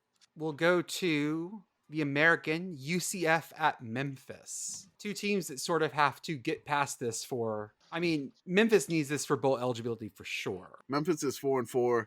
UCF is kind of like that second place team in the American. And so they need that to keep putting pressure on Tulane. These two playing each other, they're just wild. They're nuts. It's in the Liberty Bowl. The aura of the Bass Pro Shop Pyramid should be in the area. It should be a wild one because, I mean, it's American football. Rawr. Who knows what's going to go on there? I don't know why Louisville is hosting James Madison. So in 2018, this game was scheduled. This was scheduled in 2018 when James Madison was an FCS school. And before they'd announced they were moving up. Before they announced that they were moving up. So basically, they moved up last year. They announced that they're moving up. So basically, Louisville is hosting feisty Sunbelt team James Madison that just moved up to FBS. This I am very. This is like so intriguing. I don't know. It's like Satterfield on the Lean hot into it, seat. Scott. No, just let it go, Scott. Like, just fall into the light. Just head Hey. towards the light, Scott. It's I fine. was making the You'll be done. argument like 2 weeks ago that Satterfield had given up on his job, based on something that was said on here about Yeah. Brian Harsin. And I was like, no, Satterfield is, the coach that is trying to lose his job. Like, obviously, Harsin kind of knew that it was gone, but I felt like he was still trying. And I did not feel that way about Satterfield. And then he just keeps winning. So there was the thing, like they said that if Louisville lost to Virginia, they were gonna fire the Louisville coach Satterfield, and he's won 3 in a row since that, including over a top 10 team. Yes, yes. James Madison is having a very, very good year. I think this game, I'm very interested in this. I have no idea what's going to happen here. I think that's the fun part of I just don't know. Yeah, will we get the Louisville that had 8 takeaways against Wake Forest, or the one that scored 7 points against Syracuse? Like, I don't know. Do you know? Or the one that lost to Boston College? Which Louisville are we getting? Oh man, I completely overlooked that one. Yeah, you forgot that one, didn't you? Yeah. Huh? South Carolina at Vanderbilt? ? I think Vanderbilt wins this. It's at home for Vandy. Vandy has a massive home advantage in Nashville. We all know this. Oh yeah, I mean, just like all the bachelorette parties go to Vandy football because it's so cheap, and I mean, you get in for like $1. It's great. Okay, let's be real honest here. They're not checking tickets. We all know this. I don't know. Vandy seems like they're very sticklers. Like they'll like there's nobody at the game, but like they'll make sure that you're in your assigned seat. I think Vandy if you try to sneak down to the lower bowl, don't you dare! No, you paid for the upper deck. Don't you dare try to get to the lower bowl. I feel like Vandy's that. Okay, no, I'm security there. I feel like they're like that. I got that vibe there.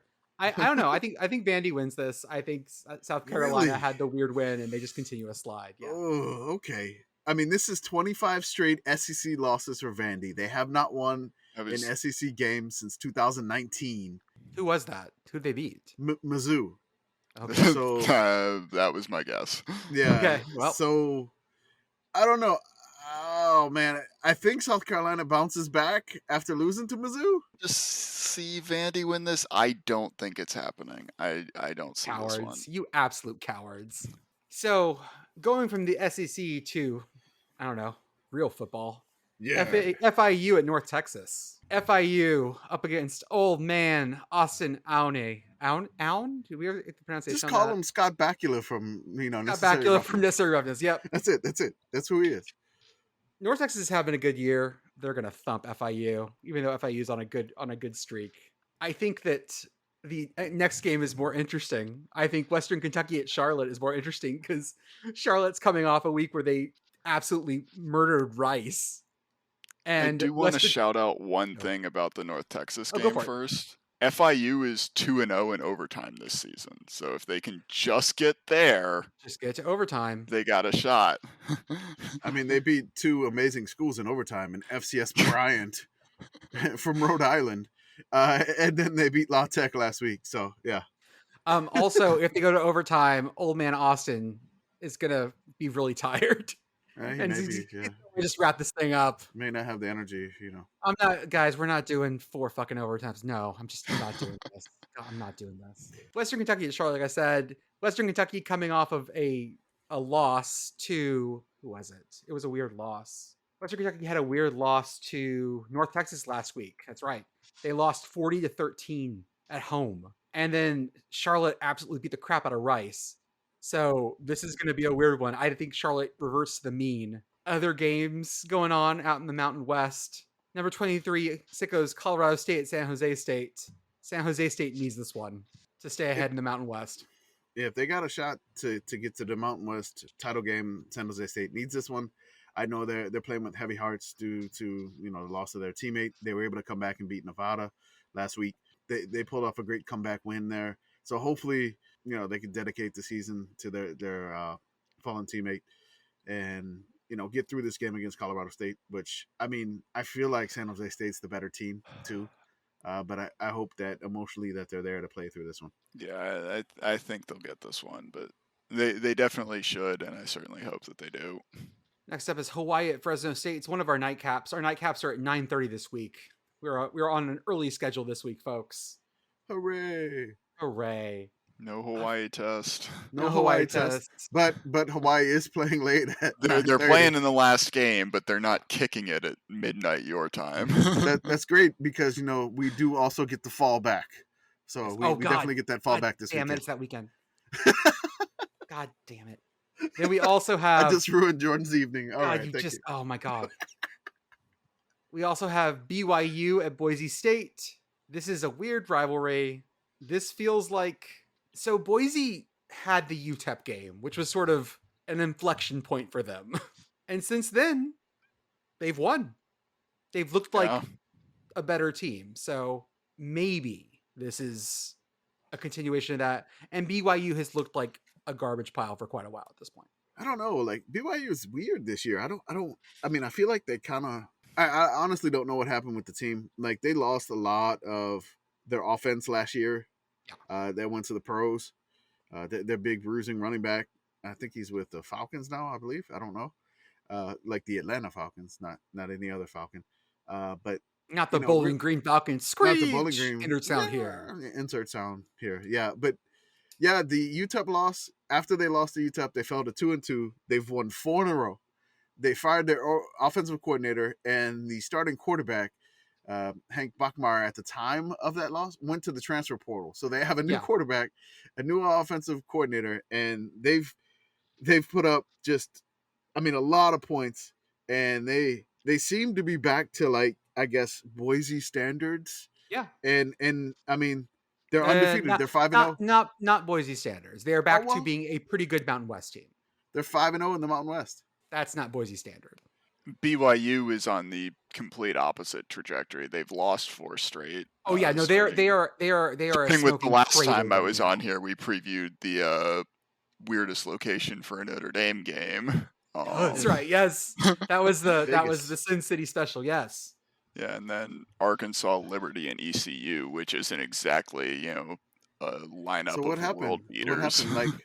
So BYU went to Vegas and they've lost 4 straight. Houston at SMU is only interesting because it's on the NFL Network, which means we're going to see Jags highlights at the half. That's right. Give me some NFL drama at halftime of Houston and SMU. I just hope this game is a points fest. Like that's all I want to see. It should be like 100 points. I just want just give me like a crazy like 56-49 game. I don't. Or a shitting horse. I don't care. It's at SMU. That's why. Yeah. The Poopy Express makes a return. Southern Alabama at Georgia Southern. South Alabama at Georgia Southern. Sorry. Should be an absolute Sunbelt banger. A lot of fun. Man, that's going to be... Two great teams. That's probably like the headline game besides App and Coastal. But like Georgia Southern, South Al, it's going to be great. It's in Statesboro. Our boy Kyle Van Treese just opening it up. Van Treese just... he's so much fun this year. He's so much fun. I think he's like the 5th leading passer in the nation. Like, yards. Yeah. Oh yeah. So he's thrown like so many touchdowns. Yep. So he's fun to watch. Does not give a fuck. Nope. It's great. And he probably doesn't know who his coach is because if Clay Helton came up to him, he'd be like, "Who are you? I don't know who you are." No idea. No.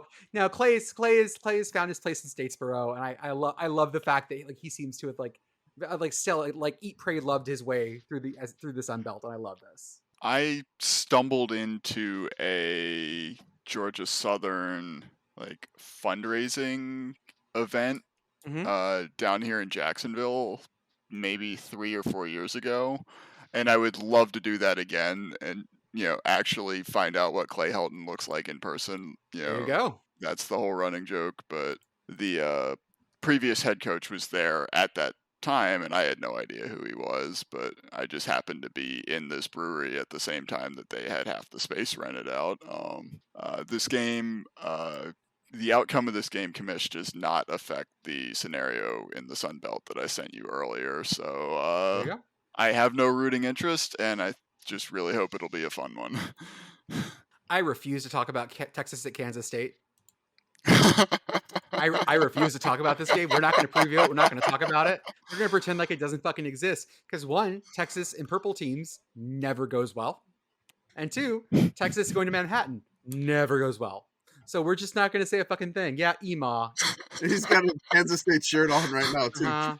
Kevin's got the Emaw shirt. Yep, no, fuck it. Not talking about this. So number 21, Sickos, Oklahoma State. Number 12, Sickos, Kansas.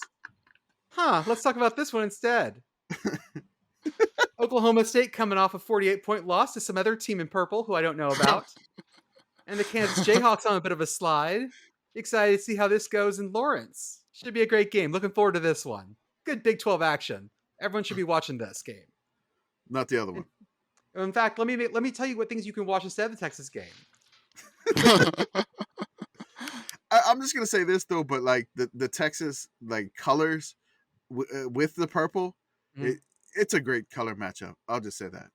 I know you may not like it, like due to the football on the field, but it's very pleasing to the eye. At the same time, you could be watching at 6 p.m. instead of watching Texas at Kansas State on Fox Sports 1, whatever that is. You probably don't get it. You should be watching Houston at SMU on the NFL Network, BYU at Boise. No, that's Alabama at LSU.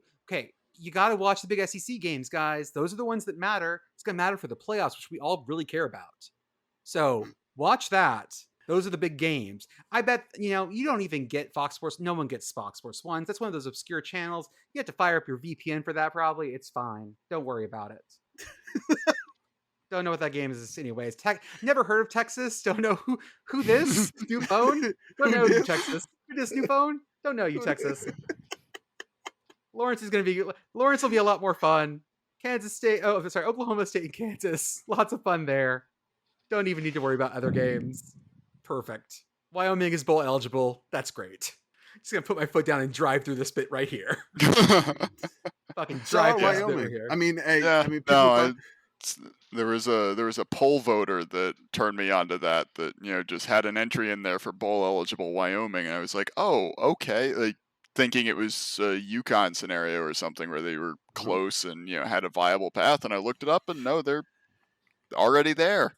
Some FCS bangers this week. In the Big Sky, undefeated Sacramento State at Weber State. Weber only has the one loss in that weird game with the Yips. Big Sky is the thing to watch. The cooler thing in the Big Sky, even though Eastern Washington's not having a great year, they are traveling to Idaho, and more importantly, Idaho coach Jason Eck found a trophy that was only for 3 games back in the 80s. They found it somewhere in Idaho. And bless Coach Eck, he weighed it for us. That's right. 15.4 pounds. 15.4 pounds. He sent a video to the account and put it on the scale and showed us how much it weighed. Yeah. Fantastic, Coach Eck. We appreciate that a ton. We got to make it up there to the Kibbe Dome in Idaho one day. So I want to tell you guys about this next game. In the NEC, since we are now an NEC sports podcast, Northeast Conference, Strong East Conference, baby. That's right. I am an NEC honk here, so we can say that. Wagner is going to Stonehill. So we're going to learn about Stonehill tonight, guys. All right. Okay, where is Stonehill College or University? All right, I'm not going to look it up. I'm not going to look it up. Yeah, same. So it's the Stonehill, NEC. So where's Stonehill College? Yeah. NEC. All right. So that's the Northeastern Northeastern My initial Conference. gut reaction was Pennsylvania, but I think I'm just being biased by Slippery Rock and Stony Brook and all the other stones that I know that are in that area. I'm gonna go farther up. I'll put it in New Hampshire. Okay.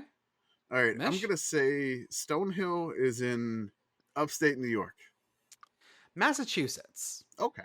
It's in the greater Boston area. It's pretty. It's not quite in Boston, but it's a ways out. But it's still part of the Boston area. Okay. We're both. What is their mascot? Stonehill, Greater Boston. I think Boston. I Eh, just want to say Minutemen, but I well, no. that's UMass. Yeah, no. I'm just thinking They're the Eagles. Okay. Terriers. They are the Stonehill Skyhawks. The Skyhawks versus Okay. the Seahawks. So originally they had a mascot that needed to be changed due to insensitivity. Oh, And so okay. they had to change this back in 2002. Okay. And they went through a bunch of choices. Some popular ones were Summit, Skyhawks, Saints, Wolfpack Crusaders, the Shovel Makers, and the Blizzard. Shovel Makers would have been awesome. That'd have been great. I would have been fine with that. I think Summit would have been fun too, just because I love the non-plural mascot. I do too, yep. Yeah, They're you don't get many of those. rarities, but yeah. Oh, hey, I didn't realize there's another Skyhawks in FCS. Who are the other Skyhawks in FCS? Tennessee Martin. Yes, I did not know that. I knew that one because we watched that game the first. Oh, that's Tennessee right. Martin. That was one of those weird Shout out Dresser Wynn, quarterback for Tennessee Martin, the Skyhawks. Damn, you remember that? I don't know why. I do. I just Their coach is Eli Gardner. Okay. He's 36 years old, born in 86. He played linebacker for Western New England University. Those are the Golden Bears in Springfield, Massachusetts. I was He gonna has say spent that's his definitely entire Massachusetts. yeah, he has spent his entire career at Stonehill. Basically, he moved up from linebackers coach to DC to assistant head coach to head coach, and this is their first year in FCS, so they are not eligible for the playoffs. They've been playing football since '88 in D3, then D2, then D1 FCS. So congrats, Stonehill Skyhawks. Welcome. I mean, you've already been here for half a season, but whatever. And yeah, that's where Wagner's going this week. I looked at the score app to see what the logo looks like for Stonehill. It's nothing. It's just a football. It's just just. They're still working on it. It's cool. It's like a flying S. Here, I'll drop it. It's got bevels and gradients. Not quite gradients. It's got some bevels and some embossing. Nice. Also in NEC action, since that's what we talk about now in this podcast, we have LIU and Central Connecticut. Whoever wins this is going to have a 2-game winning streak in the NEC. By the way, in case you guys were ever wondering what the top of the NEC looks like, Merrimack's basically running away with it this season. Although they are tied 5-0 with St. Francis, but Merrimack is the better team, statistically. In case you were wondering about who's going to get that coveted NEC FCS playoff spot. You better give that to Merrimack. I watched Merrimack against Harvard. They should have beat Harvard.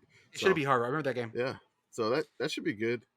I mean they play Merrimack and St. Francis play at the end of the year. 19. Yeah, I know it's gonna be a really big. That should be a really big game. Big NEC game. Yes. That's right. And then we have some Big South FCS thing we want to bring to, and that's because someone at Charleston Southern reached out to us and said, "Hey, you guys need to look at this game." They sent an email and they said, "Hey, you need to publicize this one. I know you guys don't rank FCS games. You need to do something special here." Robert Morris is 0-8, and they're playing 1-7. Charleston Southern at Charleston Southern. Bob Morris, we'll just abbreviate Robert Morris there. Bob Morris, the worst offense in FCS. They are 123rd out of 123rd in FCS, I believe. So they are the worst offense. It's basically their last shot to get a win this year. I believe some of our folks that are in the committee chat too, they were talking about. Yeah, someone else actually shouted it out and was like, hey, if you're recording right now, Big South Sickos watch, and I think it's almost a pirate battle. It's the Colonials versus the Buccaneers. There we go. It's there's swords involved with the mascots, so that should be fun. Robert Morris does end the season with Bryant, who is not great either. Yeah, they're Charleston Southern's only win, and have been friendly to a few other teams that really needed a win. Which is weird. Robert Morris, if they lose this game, they play 1-8 Murray State after this. So what does the Big South look like right now? Hold on. So Murray State's in the Ohio Valley Conference, which is weird. It's an out-of-conference game. So they have 3 shots, to get a win. So 3 legit shots. They got Charleston Southern this week. So Charleston Southern's 1-7. And then the next week they got Murray State. which they have a bye, and then they host Robert Morris, and then Robert Morris is at home against currently right now 2-6 Bryant, 2-6 Bryant, who took FIU to overtime in the first week of the year, which is see how it's all coming together, which is it's kind of crazy. We have covered literally every corner of football, I think, guys. Kamish, Yeah. you have anything else you want to say? No, I want to appreciate everybody taking the time to vote in the poll. I want to shout out Kevin for doing that the spreadsheeting too, which is Yeah, is thank you so much, fantastic. man. It's I mean again we had a little bit more voters, so we appreciate you taking the time. I know it's not too much effort on your part, but we appreciate the participation here. It gives us something to talk about, and we're just glad that you appreciate the polling and what we do here at the committee. So thank you so much. Kevin, anything for you? Always. Yeah. Thanks to both of you for having me again. This is always fun. I want to shout out one more voter who had a ballot that was close to my heart here. They voted for their ballot was Southern Miss, 8 different regional Mississippi community colleges, and then Auburn. And I grew up in Mississippi, so I knew all the places they were talking about. And yeah, shout out to that particular voter. That's awesome. Well, guys, I hope everyone has a great week 10, and we will see you on the other side.